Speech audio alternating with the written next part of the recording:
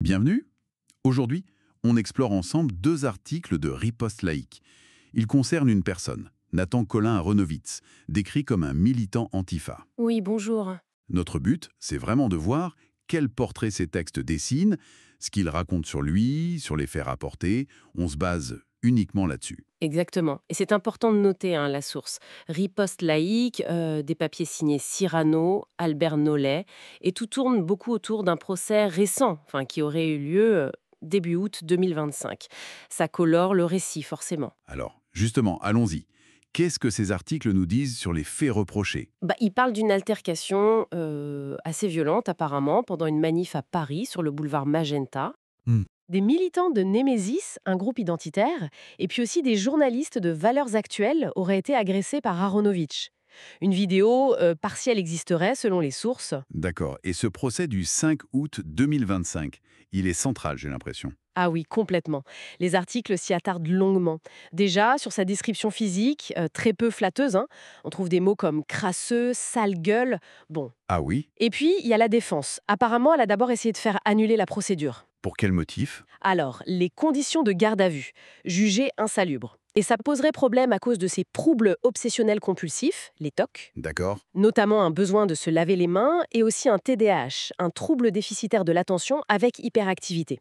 Il aurait dit aussi voir plusieurs psychiatres. C'est intéressant comment la source rapporte ça et elle, comment elle réagit à cet argument sur la garde à vue? Eh bien, elle le met tout de suite en balance, de façon assez critique, avec sa participation supposée à l'occupation de la gaieté lyrique. Ah oui, Oui, avec environ 450 migrants, dans des conditions d'hygiène que la source juge, elle, précaires. C'est une manière pour l'article de pointer une forme d'incohérence, quoi. je vois. Et mis à part cette question de procédure, qu'est-ce qu'on apprend d'autre sur lui pendant cette audience, toujours selon ces articles? Pas mal de choses sur son parcours perso. Il serait né en 1990, ses parents sont chercheurs, lui-même ancien enseignant en droit. Ancien enseignant. Oui, il aurait arrêté en se disant maniaco-dépressif. Et puis, il est présenté comme doctorant en droit à Paris 2, ça fait plus de 10 ans maintenant. 10 ans. Ok. Et il vivrait surtout d'aide publique. La CAF, l'APL et puis l'aide familiale. Il habite dans le 19e à Paris.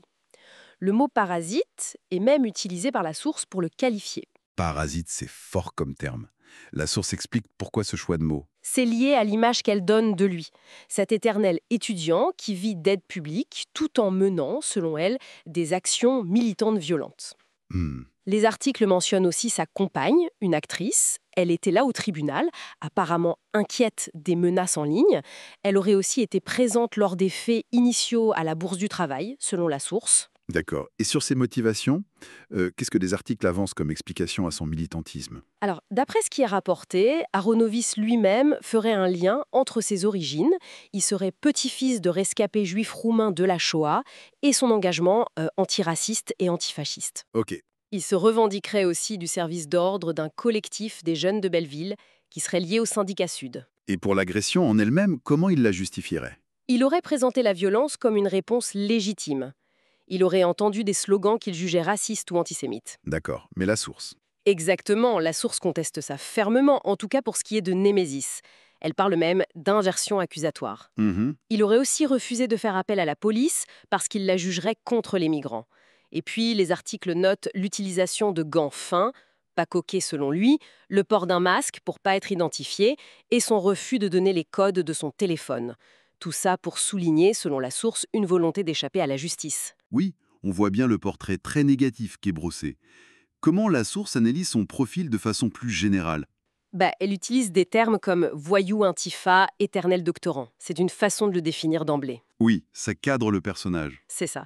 Les articles vont même jusqu'à mentionner ses anciennes publications universitaires. Une note sur David Hicks, un entretien coécrit. En se demandant si ses co-auteurs, ils citent S. Jamal, L. Trijo, Achille, sont au courant de ses activités militantes. Ah d'accord. Et la critique est vraiment virulente contre ce que la source voit comme un mode de vie de parasite, contre ses justifications et même contre le système qui le soutiendrait. L'université, l'État, via la CNCDH, la Commission nationale consultative des droits de l'homme, qu'elle qualifie d'usine à gauchistes. D'accord. Et judiciairement, qu'est-ce qui est rapporté comme issue? D'après les textes, le procureur aurait demandé 10 mois de prison avec sursis simple et 2 ans d'interdiction de manifester. Et la défense? La défense, elle, l'aurait présenté un peu comme un défenseur de la société contre le fascisme, agissant par nécessité car l'État serait défaillant. Elle aurait plaidé la relaxe avec des arguments du type pas de quartier pour les fachos. Hmm.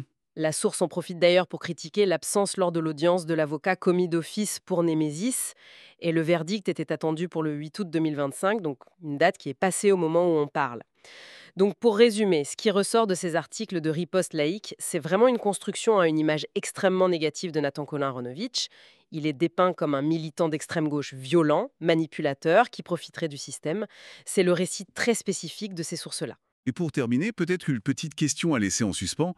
Cette focalisation des sources sur le parcours individuel, les traits psychologiques supposés, le contexte familial, qu'est-ce que ça nous dit, au fond, sur la façon dont les conflits idéologiques sont parfois mis en récit? Comment des enjeux politiques peuvent se retrouver personnalisés, incarnés dans des figures comme celle-ci, dans certains discours médiatiques? Voilà matière à réflexion.